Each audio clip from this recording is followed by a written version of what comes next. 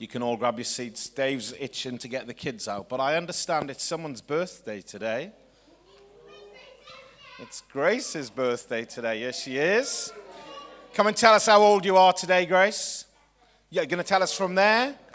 Grace is 7. Anybody else got a birthday this week? Lenny, on Friday. Would you like to tell everybody how old you are, or would you like to keep it secret? 44 years old. You just took over me, Lenny. Is it your birthday as well this week? On Saturday. Kelsey's birthday on Saturday. Would you like to tell? I didn't want to leave you out of that opportunity, Kelsey, but I did feel that maybe there would be some pushback. Anybody else's birthday? Is it your birthday as well, Michelle? We'll get there. We'll get there. The 23rd's a little way away. Anybody else? Samara, pitch us up with a happy birthday to Grace, to Lenny, and to Cal. To you. Happy birthday to you. Happy birthday to Grace, Lenny, and Kelsey. Happy birthday to you.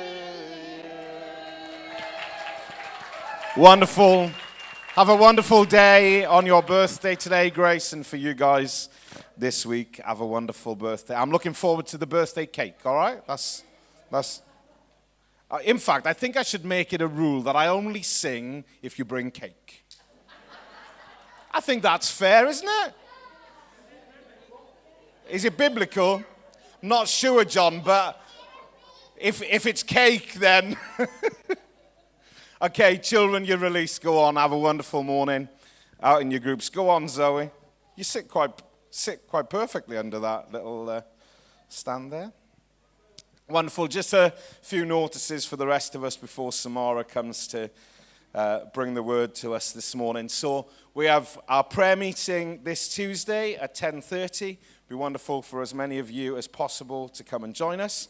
Daytimers on Thursday at 10:30. This last Thursday, thank you for your generosity. We started our kids drop-in. They all enjoyed some chips and some hot dogs and some free time with their friends before the club started. So from 3 till 4 is the drop-in for all the children. If you know any children that live close to you, please invite them and send them along. And then from 4 till 5, the People's Kids Club runs as well. And then youth has moved to the new time of 5 till 7 o'clock for those that are able to come in terms of youth. And again, if you've got young people that live close to you, then tell them about that facility for them as well. Don't rush off at the end of the service. Please do stay for tea and for coffee and refreshments at the end. But Samara's going to come and open the Bible for us this morning. Come on, baby.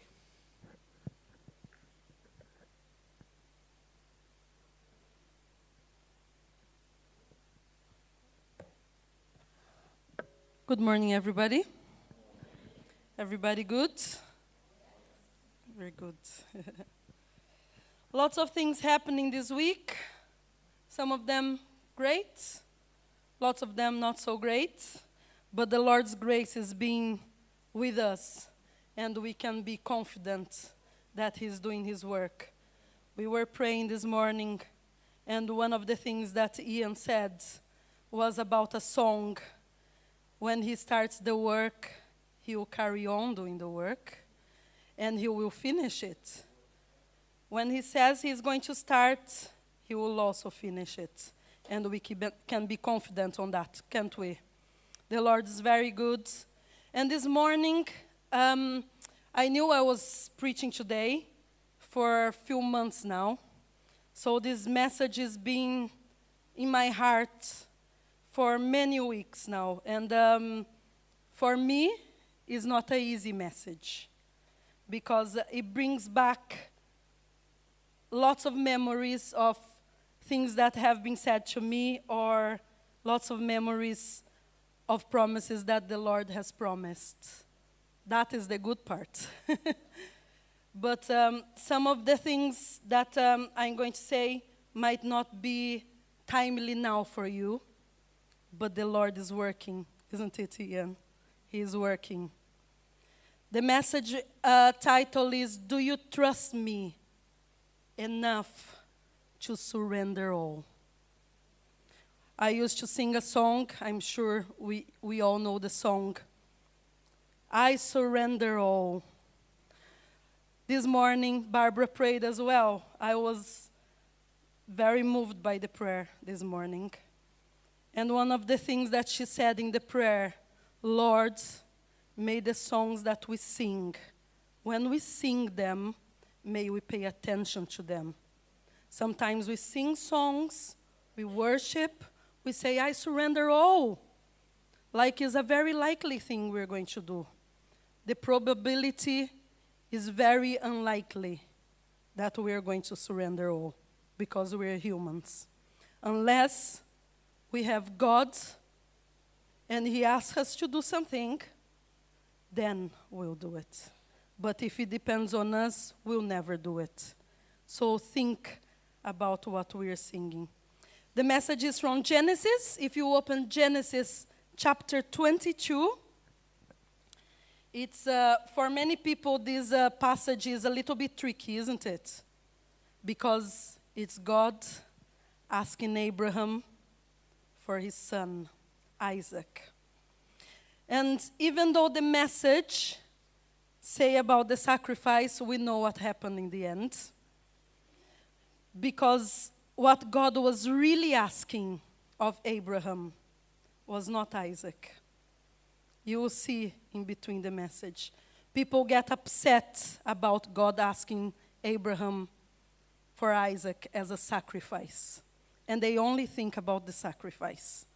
What was God really asking Abraham that day was, do you trust me enough to surrender all you have?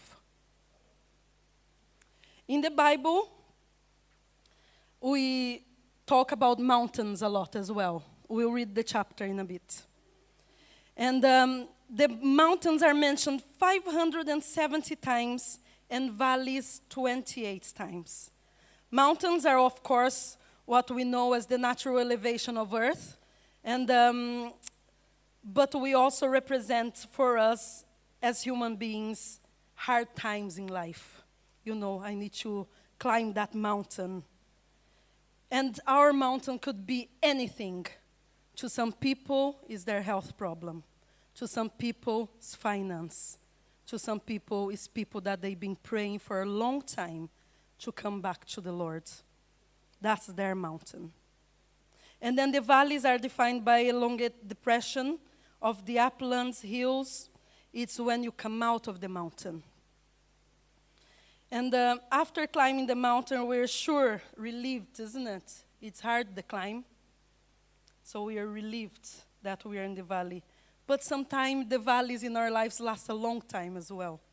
Like for Elijah, like we sing. But we're not going to be hung up on those ones. We are going to talk about the mountain, and you'll see why. Mount Moriah, or Mount Gerizim, is the mountain that we are going to hear about in chapter 22. But just to understand the background a little bit. Mount Moriah history begins in chapter 22 in Genesis. If you can put the chapter 22 for me of Genesis, just the beginning so people can start reading, if that's possible. And then God commands, that's where the history starts. Abraham to take the son who you love. He had another son. You know the story, Hagar. He wasn't the promised son. Isaac was the promised son. And then God said, just take him to that mountain where I'm going to show you what you're going to do. We will go back to that story. But about 1,000 years later, the same location, the same mountain, King David bought a threshing land from a Jebusite king. He built an altar there.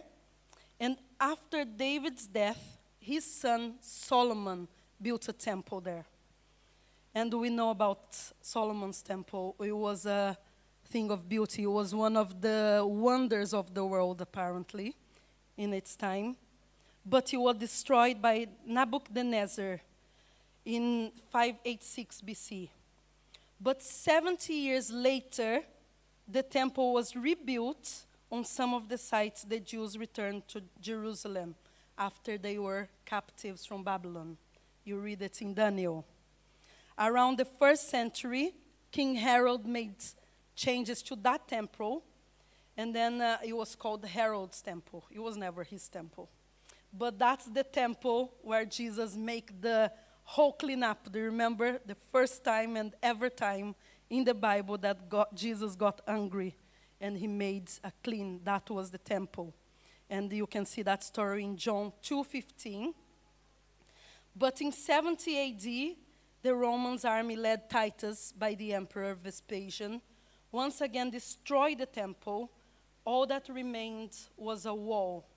And the wall is a very famous one. You know which one it is? That is the one.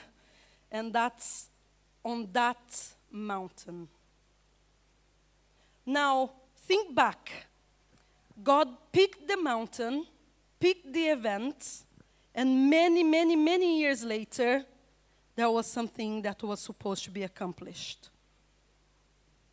History is made, and God picked the man, picked the story, but that mountain is where Abraham said, Lord, I trust you. And that is when the story began. Your story will only begin when you say, Lord, I trust you completely. The trust is an act of adoration and worship. It starts for something great, not just, it didn't start just him and his family. It was for years to come. And he made a commitment there and then. Let's read Genesis 22. Sometime later, God tested Abraham. He said to him, Abraham, here I am, he replied. Then God said, take your son, your only son whom you love, Isaac, and go to the region of Moriah. Sacrifice him there as a burnt offering on a mountain I will show you. Early the next morning, Abraham got up and loaded his donkey. He took with him 2 of his servants and his son Isaac. When he had cut enough wood for the burnt offering, he set out for the place God had told him about. On the 3rd day, Abraham looked up and saw the place in the distance. He said to his servants, stay here with the donkey while I and the boy go over there. We will worship, and then we will come back. And then in the end, he gets there. Verse 11, but the angel of the Lord called out to him from heaven, Abraham, Abraham, here I am, he replied. Do not lay a hand on the boy, he said. Do not do anything to him. Now I know that you fear God because you have not withheld from me your son, your only son. Abraham looked up, and there, in a thicket, he saw a ram caught by its horns.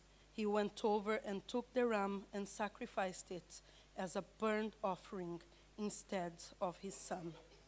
And the chapter goes on to declare that that place became a very renowned place. He returned to his home, and that is Abraham's story. From then on, you will talk more about Isaac.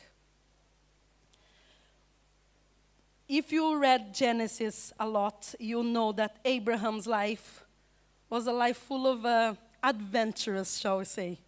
He was very human like us. And he trusted God one day. The next day, he was lying to a king. You know about his wife being his sister. We know the story. He was a very complicated man, like us. We have so many things. Yes, I did. Like us. But to get to that point, on the top of the mountain, Abraham had to trust God. But to trust, you have to have a relationship. And in the message, I have 3 main points. Trust is built. Trust is absolute surrender. And third, trusting God will always lead to his faithfulness. The meaning of trust means belief in the reliability, truth, or ability of someone or something. For me to trust someone, I have to walk with them. It's like the saying, isn't it? If you want to know someone's story, walk on their shoes for a few miles or a mile. Or you can't know me just by seeing me on church on a Sunday. You can't see how I really go for God just by seeing me standing here in the front. That's not how you know me. Unless you talk to me, unless you have coffees with me, or unless you live with me, like Rob does and the girls, they are the ones that really know me. They know my muddy days or, my happy days. I'm a very loud person. I sing and dance around the house. You're never going to see that because I'm a terrible dancer. But he knows me in and out. When you get married to someone, you still don't know them. You may have spent a few dates, but you don't know them. Unless you live with them, you don't know them. You need a relationship. And then your trust is built. According to Forbes, there are 6 building blocks of trust: reliability and dependability, transparency, competency, sincerity and authenticity, fairness and openness and vulnerability. How many of us likes to be vulnerable? I don't. We don't like to show our failures, do we? Especially to people that we don't know that much. But you only build trust by showing how vulnerable you are. How you can rely on someone. How can you depend on someone? Trust is the first brick. Building a house, if you put just a few bricks, you're not going to get a house. There's a lot of bricks. Abraham put the first brick on that day in that mountain for our story to be complete. And there is parallels, isn't there, in the life of Isaac, Abraham, and Jesus. When Abraham got to that point in the relationship with God, he was showing all of this, all of the points that I said. He wanted to be completely and utterly dependent on the Lord. He wanted to show how much he relied on him, how much he depended on him, how transparent he was. But by doing this act of trust, Abraham was laying down everything, knowing that the Lord had already made him a promise, and he was going to fulfill it. Has the Lord made a promise for you? I'm sure if I talk to any of you, you will have promises to tell me. Has it been fulfilled? Not yet. Keep on trusting. If he say he's going to do it, Ian, he's going to do it. He's going to do it. The Lord keeps talking to me. If he promised, he is going to do it. But you have to put that little brick down. Put your trust in him. Build that trust in him. To build a story with God, we have to build a relationship with him. Trust is a result of knowing him. You can't speak about me if you don't know me. I can speak about God to you if I don't know him. For me to get here today, I had to leave my home. I had to leave my comfort. I said I was never going to be in ministry. That was not for me. And look where I am. You need to build the trust. He knows best. I had no idea. He knew it. But I needed to put the first brick down. Proverbs 3:5. Trust in the Lord with all your heart, and lean not on your own understanding. Sometimes it's hard to understand. We read here, when I was younger, reading this story, it made no sense to me. Why would God give Abraham a son and then just tell him to take him away? He was trying to make a point. Sometimes the Lord working in mysteries, isn't it? And the second point is this one. And that's the hardest one for me. Trust is absolutely surrender. Surrender does not mean give up. That's not what it means. Surrender doesn't mean give up all your dreams. You dreamt about this, just give up.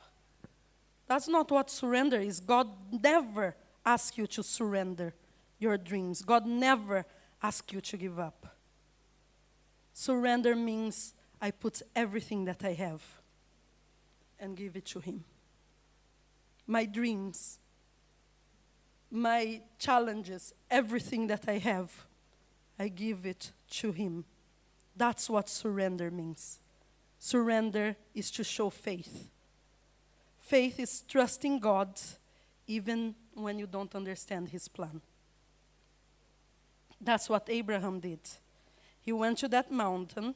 He did not understand what was about to happen, but he trusted God. He had a relationship with him, and even if he didn't know what was going on, he kept on trusting. In Bible college, I used to read a lot about Spurgeon, isn't it? And when I was going through the challenges, I did not want to know what Spurgeon was on about. And he said this: to trust God in the light is nothing. You can see everything in the light. Lights on, you can see it. But trust him in the dark, that's faith. To trust God when everything is going plain sailing, very easy. You don't need to. That's why most rich countries that said they were Christian didn't need to call on God. I remember the first time when I said to some of my friends, the Lord is calling me to go to England. Why? You don't need to. They know God there. Everybody's Christian. They don't need Jesus. How wrong they were. But it's because it's been a country that has been Christian. And it's been a wealth country. Lots of poorer countries, they call on God. They have nothing else to hold on to. We've seen in Brazil, few years ago, people were going for God. Now that the country is a little bit better off, people don't want to know. They think they see the light because it's easier to trust. But when there is dark, then you show faith. God is not asking you to figure everything else. Figure everything out. He's asking you to trust that he already have. Sometimes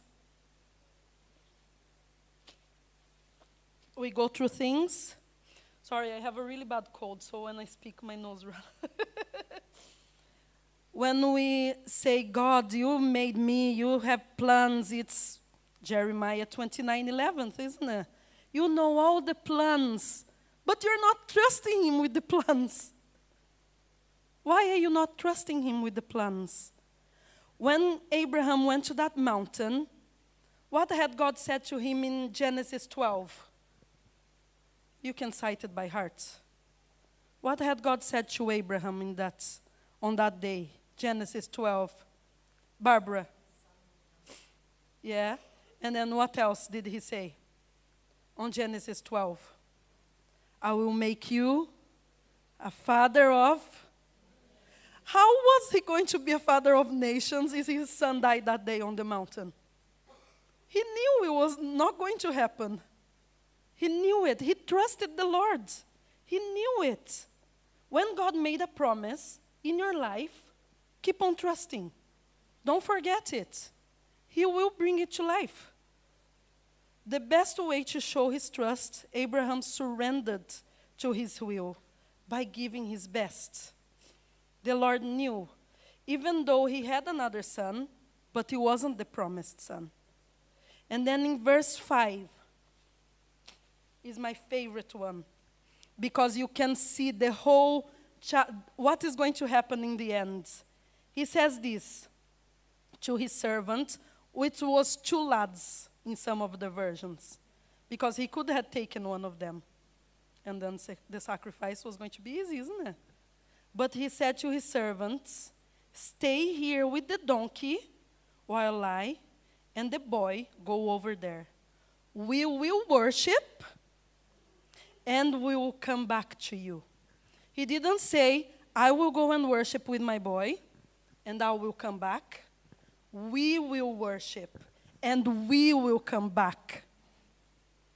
We will worship and we will come back. He believed, even before he seen it. Although he didn't understand, he kept on trusting the Lord. Independent of what was going to happen in that mountain. Even if he had made the sacrifice, Abraham believed in the resurrection. It doesn't matter the circumstances. Just keep on trusting God. Sometimes I know it's hard.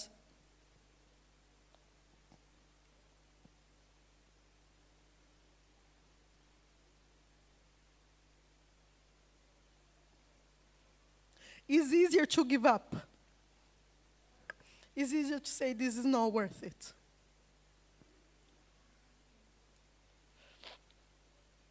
I know some of you are going through really tough time. Your mountain seems very big. The climb has been tough. You do not understand what's going on. You don't get it. The Lord's taking you to a very high place, and you do not get it. But give your best anyway. Even if your best is crying by the side of your bed.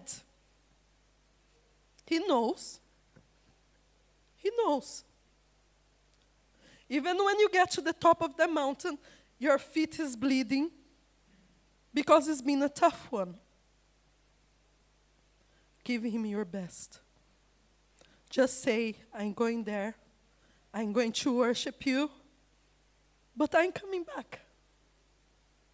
I'm going to give my best. Adoration and worship is surrender. It's much more than we can understand. Adoration and worship is a response. And when you respond to what God is asking you, this is surrender.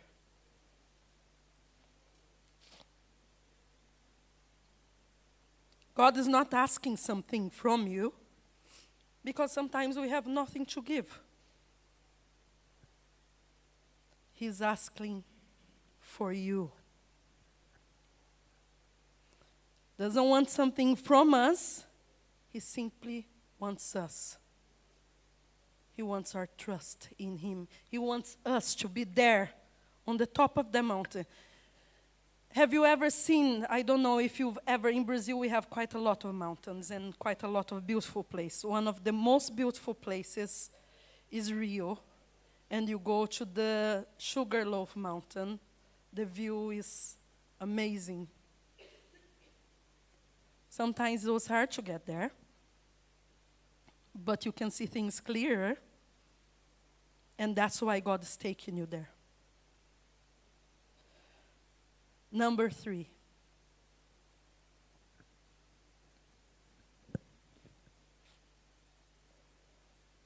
Trusting God will always lead to His faithfulness. Don't see it now, but it will. God's faithfulness will always astonish us. Before I move on to this point, I'm going to go back to the worship again, because the Lord is doing something there.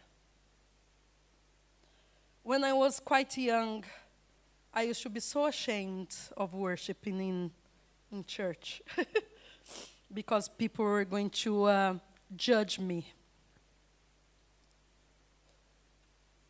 I was not doing my best, what God was asking me.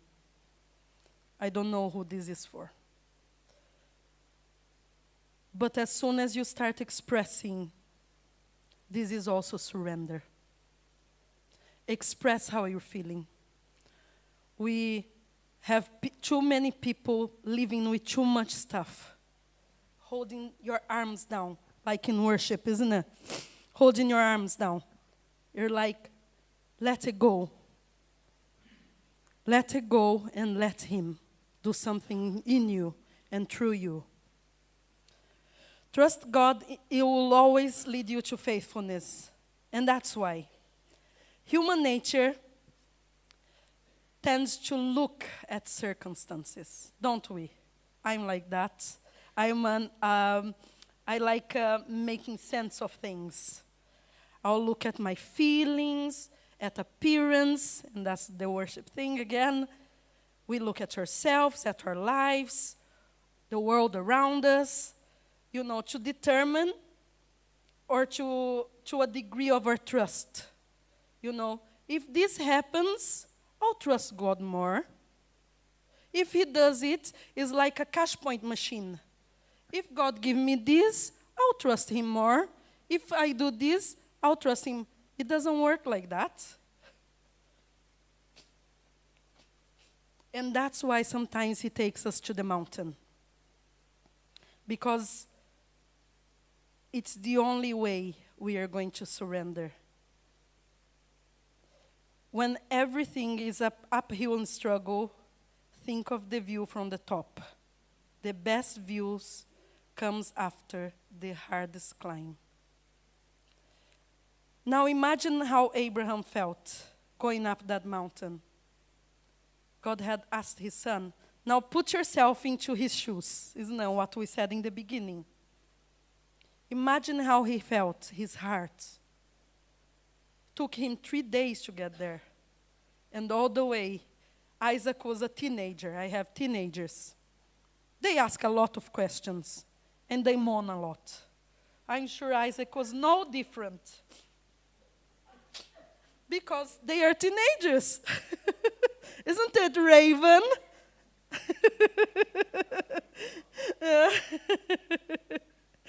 Imagine how Abraham felt with the question, why are we going there? Why is it just me? Why do we have nothing? You said he's a sacrifice. Why? We ask a lot of questions why of God. Imagine how Abraham felt, the surrender of that journey to get there. I cannot imagine myself in that journey. I cannot imagine what I would have done if God asked me something like that. I love my kids a lot. I would die before something happened to them. Your parents, you know. But the surrender and the promise. He hung on to that promise so hard. He said, Lord, I'm going to rely on you and your faithfulness. And he trusted, like he trusted nothing else in his whole life.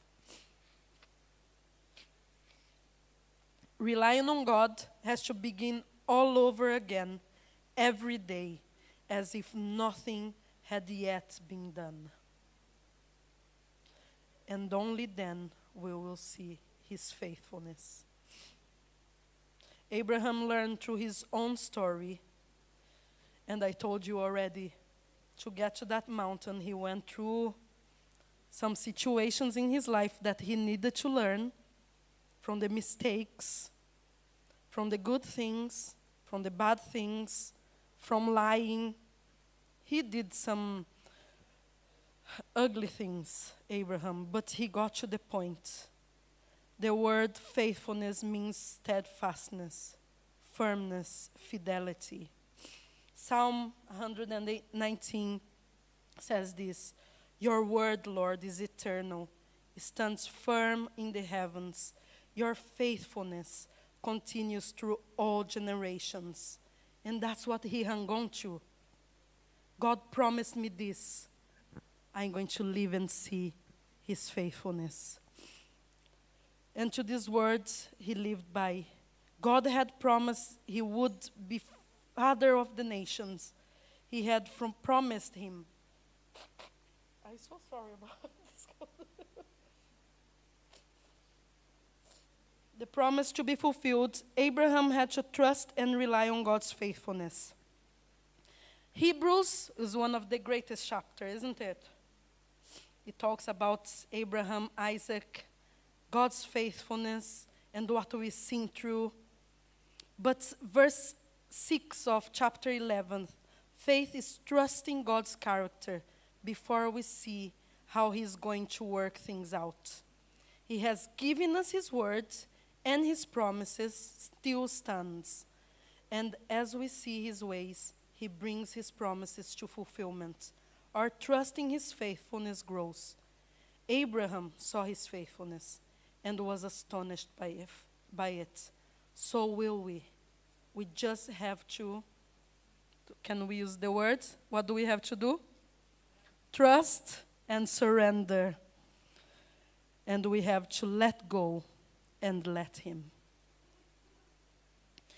As I conclude this message, the Lord's, it was one of the parts that I left last because I wanted to really see what was God requiring from me to start with.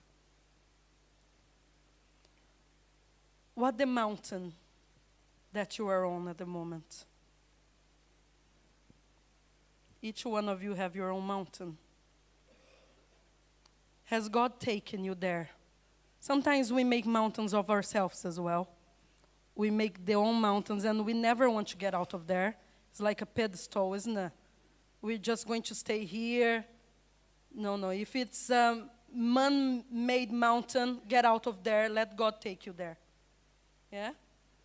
Because otherwise you're not going to see what God can do and his faithfulness. If there is anything you've done, let God take over. But if he's taken you to a mountain and you are there at the moment, just ask this question: Lord, what are you asking of me? He's asking you, do you trust me? Do you give me your best? Are you ready to surrender? When we see the story of Abraham and Isaac, we do question why as well. We said it already. But this was the result of years of growth in the Lord, years of getting closer to him. We listen to it, messages and after messages, getting closer to the Lord. That's what he's asking of this church. But sometimes when you get closer, some people get further back as well because they just don't get it. We need to ask God, what do you want from me? Are you trusting him through failure and then through brokenness? Sometimes the Lord needs to break us a lot for us to see his faithfulness as well. And it's not easy. Like I said in the beginning, this week, I don't want to relive this week. hard in work, out of work, things coming through all sides.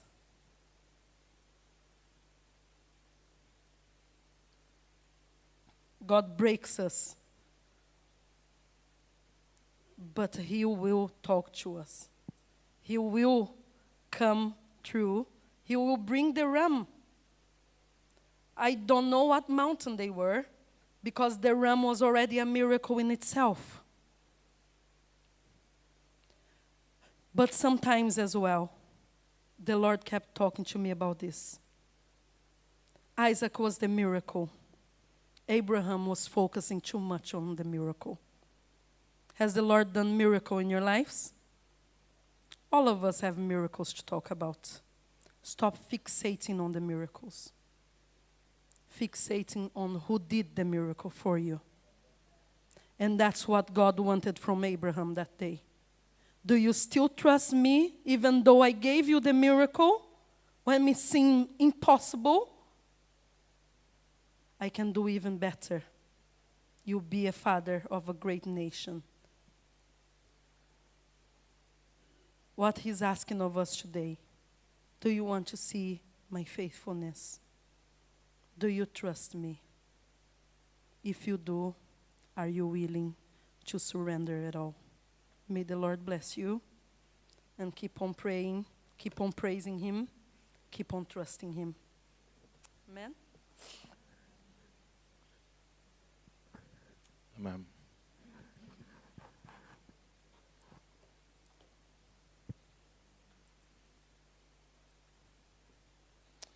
Just want to leave a few moments of pause and silence for you to respond.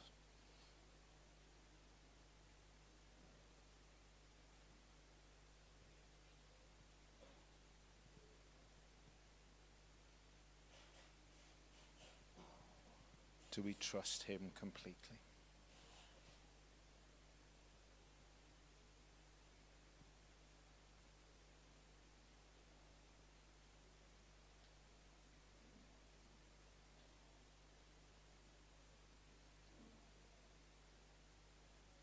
Do we trust Him completely?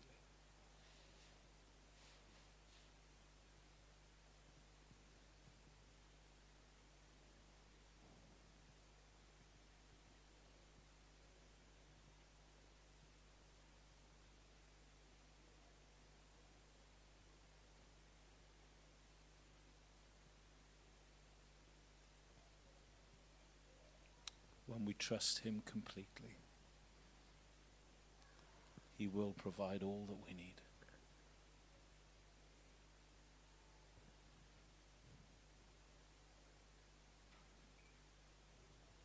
Jesus.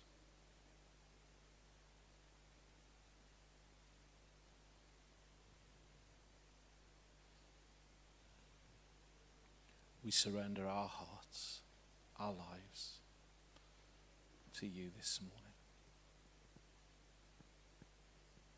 You are our King.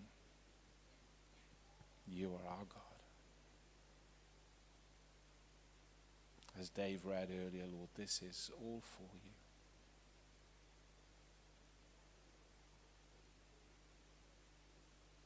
Lord, would you work deeply in our hearts?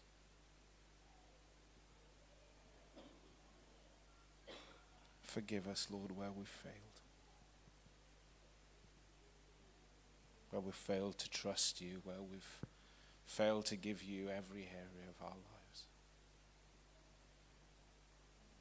Lord, thank you that you are in charge and we can trust you.